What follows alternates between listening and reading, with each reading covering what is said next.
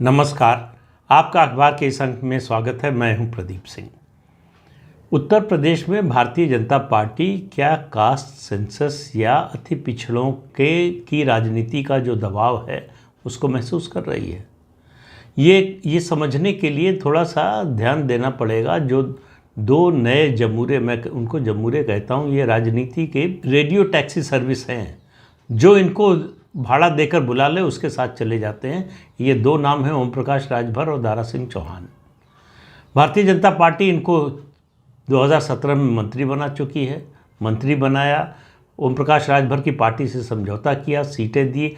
जो ग्राम प्रधान का चुनाव कभी नहीं जीता उसकी पार्टी चार विधायक जीत गए, उसको कैबिनेट मिनिस्टर बना दिया। उसके सारे विधायकों, बाकी 3 विधायकों को जो है वो एक तरह से राज्य मंत्री या कैबिनेट मंत्री का दर्जा वाला कोई पद दे दिया और उसके परिवार के लोगों को पद मिल गया। इतना सब मिलने के बाद भी ओम प्रकाश राजभर टिके नहीं। 2022 का चुनाव आने से बहुत पहले पार्टी से यानी गठबंधन से निकलकर चले गए और उसके बाद सौदेबाजी करते रहे और आखिर में समाजवादी पार्टी से समझौता किया। समाजवादी पार्टी से समझौता करके उन्होंने, ये सही बात है कि पूर्वी उत्तर प्रदेश में बीजेपी का बड़ा नुकसान किया और समाजवादी पार्टी का फ़ायदा किया। समाजवादी पार्टी कम से कम 15-20 सीटें जो है वो जीत गई ओम प्रकाश राजभर का साथ होने के कारण। राजभर बिरादरी में कम से कम 5-6 जिले ऐसे हैं जिसमें राजभर बिरादरी के लोग, राजभर समाज के लोग ओम प्रकाश राजभर को अपना नेता मानते हैं। उनका कहना है कि ओम प्रकाश राजभर ने उनको सम्मान दिलाया। पहले उनको लोग भर कह के बुलाते थे, आज राजभर जी कहते हैं। ये फ़र्क आया है। तो ये एक तो कारण ये है। उसके कारण भारतीय जनता पार्टी ने जो बढ़ाया 17 में, उसका नुकसान जो है उससे ही सबसे ज़्यादा हुआ। तो जब आप भस्मासुर पैदा करते हैं तो वो आप ही को भस्म करने के लिए आगे आता है। ओम प्रकाश राजभर ने वही किया। भारतीय जनता पार्टी अब उसी गलती को दोहराने जा रही है। ओम प्रकाश राजभर अलग हो गए थे 2017 में आने के बाद, जो है 1-1.5 साल के अंदर ही 2019 का लोकसभा चुनाव अलग लड़े और कुछ हासिल नहीं हुआ। राजभर बिरादरी के भी सारे वोट उनको नहीं मिले क्योंकि वो वोट पड़ते हैं प्रधानमंत्री के नाम पर। लोकसभा चुनाव में प्रधानमंत्री नरेंद्र मोदी की छवि, उनके करिश्मे के और उनके काम के नाम पर वोट पड़ता है। उसमें इस तरह के नेताओं की कोई बहुत महत्वपूर्ण भूमिका नहीं रह जाती। इसलिए अगर भारतीय जनता पार्टी सोच रही है कि 2024 के लोकसभा चुनाव की दृष्टि से ओम प्रकाश राजभर को लेने से उसे फ़ायदा होगा, तो उससे बहुत बड़ा कोई फ़ायदा नहीं होने वाला।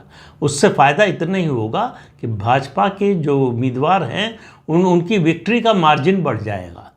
राजभर वोट निश्चित रूप से मिलेगा ओम प्रकाश राजभर के कहने से, लेकिन ऐसा नहीं है कि राजभर वोट बिल्कुल नहीं मिलेगा लोकसभा चुनाव में प्रधानमंत्री नरेंद्र मोदी की अपील पर। तो इसलिए लोकसभा चुनाव की दृष्टि से देखें तो भारतीय जनता पार्टी के लिए ओम प्रकाश राजभर को लेना कोई बहुत बड़े चुनावी फायदे का सौदा नहीं है। लेकिन देखिए, किसी को भी ओम प्रकाश राजभर या फिर दारा सिंह चौहान की बात नहीं कर रहा हूँ, किसी को भी अगर आप पार्टी में लेते हैं, और किसी भी पार्टी के लिए ये बात सही है, तो एक कॉस्ट बेनिफिट एनालिसिस करनी पड़ती है कि हमको लेने की कीमत क्या चुकानी पड़ेगी और उससे फ़ायदा क्या होगा।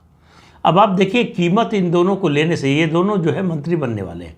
ओम प्रकाश राजभर तो विधायक हैं, दारा सिंह चौहान तो इस्तीफा देकर उपचुनाव लड़े। उपचुनाव भी लड़ना नहीं चाहते थे, उनको डर पहले से था कि चुनाव हार जाएंगे और हार गए। जो अपनी सीट विधायक की नहीं बचा सकता है, अब उसको देखिए बीजेपी क्या देने जा रही है, एमएलसी की सीट देने जा रही है और कैबिनेट मिनिस्टर का पद देने जा रही है। अब आप देखिए, अब सोचिए कि जो भारतीय जनता पार्टी में ओबीसी, नॉन यादव ओबीसी हैं, जो 20 साल, 25 साल, 30 साल से दरी बिछा रहे हैं, उन पर क्या गुजरेगी? भाई, उनकी क्या गलती है? उन्होंने क्या किया? ओम प्रकाश राजभर के बारे में तो समझ में आता है कि वो वोट लेकर आएंगे, लेकिन दारा सिंह चौहान तो वोट भी लेकर नहीं आ रहे। अपनी कॉन्स्टिट्यूएंसी में, अपने निर्वाचन क्षेत्र में, अपने नोनिया समाज का वोट उनको नहीं मिलने वाला। नोनिया समाज से भारतीय जनता पार्टी ने फागू सिंह चौहान को आगे किया, उसके बाद उनको जो है गवर्नर बनाया। अगर इसके बाद भी नोनिया समाज के लोग भारतीय जनता पार्टी के साथ नहीं हैं तो दारा सिंह चौहान के कहने से बीजेपी को उनका वोट नहीं मिलने वाला।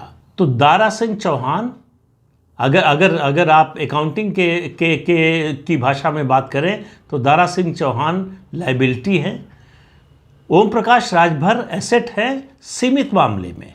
अगर उनको नियंत्रण में रखा जा सके, जो लगभग असंभव बात है, वो अभी तक उनको मंत्री नहीं बनाया गया है। उनको उम्मीद थी कि आते ही मंत्री बनाया जाएगा, फिर अगली तारीख वो लगातार अपने लोगों को तारीख देते रहे कि इस तारीख को मंत्री बन जाऊंगा, उस तारीख को। अब वो खिलाफ बोलना शुरू हो गए। उन्होंने बोलना शुरू कर दिया कि अभी मैंने तय नहीं किया कि लोकसभा चुनाव में किसके साथ रहूँगा। ऐसा इतना अनप्रेडिक्टेबल आदमी जो हो, इतना जो है अविश्वसनीय व्यक्ति जो है, उसके साथ आप अलायंस करके क्या करेंगे। तो ये बात एक कही जा सकती है कि भाई 2027 का विधानसभा चुनाव भी है। विधानसभा चुनाव में निश्चित रूप से ओम प्रकाश राजभर अगर साथ होंगे तो भारतीय जनता पार्टी और ओम प्रकाश राजभर दोनों को फ़ायदा होगा। लेकिन सबसे बड़ा सवाल यहीं पर है कि क्या 2027 तक ओम प्रकाश राजभर भारतीय जनता पार्टी के साथ रहेंगे? इसकी गारंटी कौन लेगा? इसकी गारंटी तो खुद ओम प्रकाश राजभर नहीं ले सकते। उनको जहां बेहतर सौदा मिलेगा वहां जाएंगे, बड़ी सीधी सी बात है। भारतीय जनता पार्टी ने 2017 में अलायंस करके उनका कद बढ़ा दिया है, और अब अगर 2024 के लिए अलायंस करती है और उसके बाद जो है 2027 में भी अलायंस की बात करती है, तो उनका वजन और कद दोनों फिर बढ़ जाएगा। फिर वो सौदेबाजी करेंगे। देखिए, ये छोटी पार्टियों के जो नेता हैं, इनका सर्वाइवल, पॉलिटिकल सर्वाइवल इनकी इसी सौदेबाजी पर निर्भर करता है। ये हर बार जो है खेमा बदल कर अपनी ताकत बढ़ाते हैं और अपनी बार्गेनिंग पावर बढ़ाते हैं, अपनी कीमत बढ़ाते हैं। तो ये अपनी पूरी कीमत वसूलना जानते हैं। भारतीय जनता पार्टी को क्या मिलेगा? फिर सवाल कर रहा हूँ। ओम प्रकाश राजभर जैसा एक अविश्वसनीय नेता, जो जिस दिन मंत्री बनेगा उसी दिन से, उससे पहले से भी बोल रहा, उसी दिन से अपनी ही सरकार के खिलाफ बोलना शुरू कर देगा। पूरी सरकार के लिए, पहले राज्य सरकार के लिए, फिर केंद्र सरकार के लिए भी और पार्टी के लिए एक न्यूसेंस वैल्यू जरूर है ओम प्रकाश राजभर की। तो ओम प्रकाश राजभर पर नियंत्रण किसी का नहीं हो सकता। अब वो जो 2017 में जो उनको ताकत मिली भारतीय जनता पार्टी से, पहले 4 विधायक जीते, फिर कैबिनेट मिनिस्टर बने, और उसके बाद से वो ऑटो पायलट पे चले गए। अब वो किसी के कब्जे में नहीं है, किसी के नियंत्रण में नहीं है, और उनके लिए नैतिकता का कोई मतलब नहीं है। उनके लिए वादा खिलाफी कोई अपराध नहीं है। वादा खिलाफी करना उनके लिए फ़ायदे का सौदा है। अगर वादा खिलाफी करने से ज़्यादा कुछ कहीं मिल रहा है तो उन्हें एक पल के लिए भी संकोच नहीं होगा। उसी तरह से दारा सिंह चौहान का मामला लीजिए, ये खुद अपनी कॉन्स्टिट्यूंसी में अपना चुनाव जीतने की हैसियत नहीं रखते। ऐसे व्यक्ति को इतना बड़ा पद, इतना कुछ क्यों दिया जा रहा है? ये सवाल निश्चित रूप से उठना चाहिए।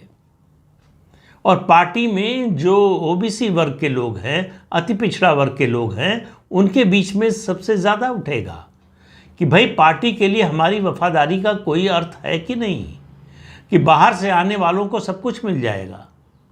अगर दारा सिंह चौहान चुनाव जीत गए होते तो उनको मंत्री बनाने पर शायद कम लोगों को एतराज़ होता, लेकिन चुनाव हारने के बाद उनको मंत्री और एमएलसी दोनों पद मिलेंगे। इन दोनों पदों को देने से भारतीय जनता पार्टी को लाभ क्या होने वाला है? चुनावी लाभ, राजनीतिक लाभ क्या होने वाला है? जिस व्यक्ति का अपने समाज में कोई बड़ा प्रभाव नहीं है, वो दूसरी पार्टी को, जिसमें नया आया है, उसको क्या देगा?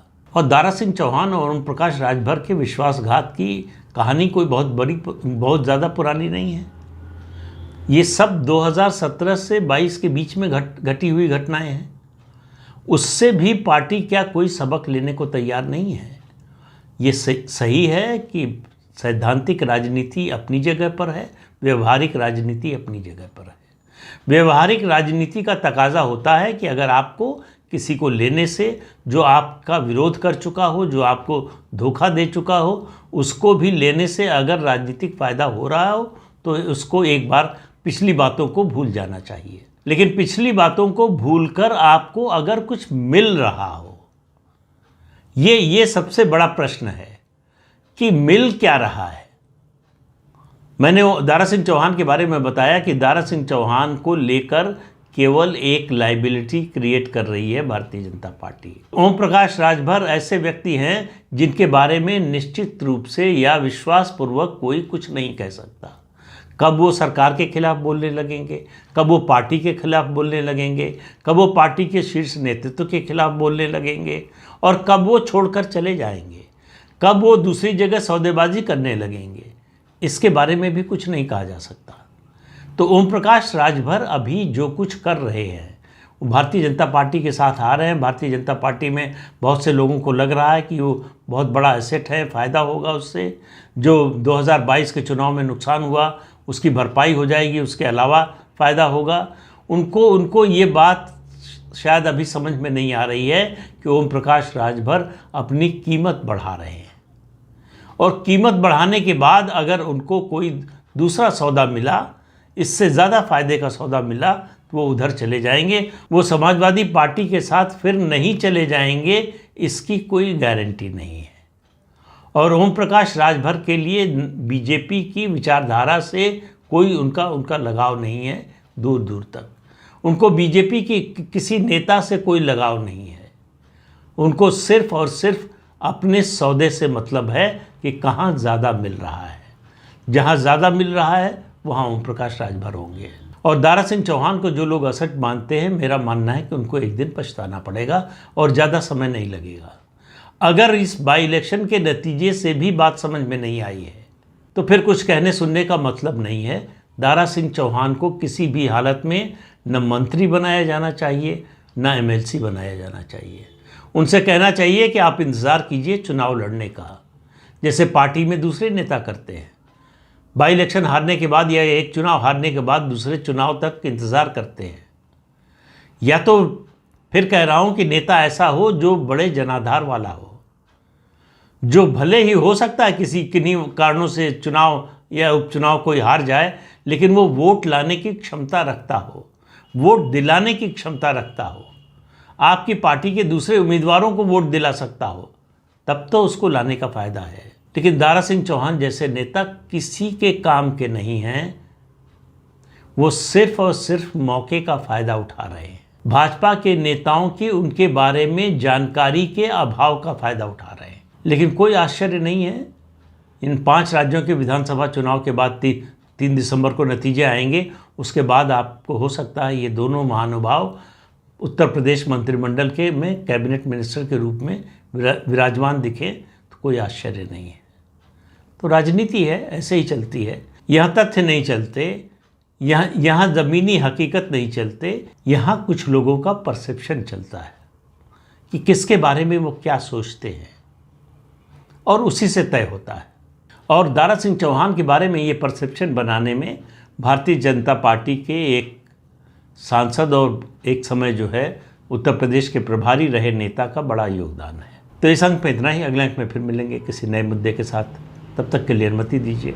आपसे अनुरोध है कि ये चैनल देखिए, शेयर कीजिए, लाइक कीजिए और सब्सक्राइब ज़रूर कीजिए। नमस्कार।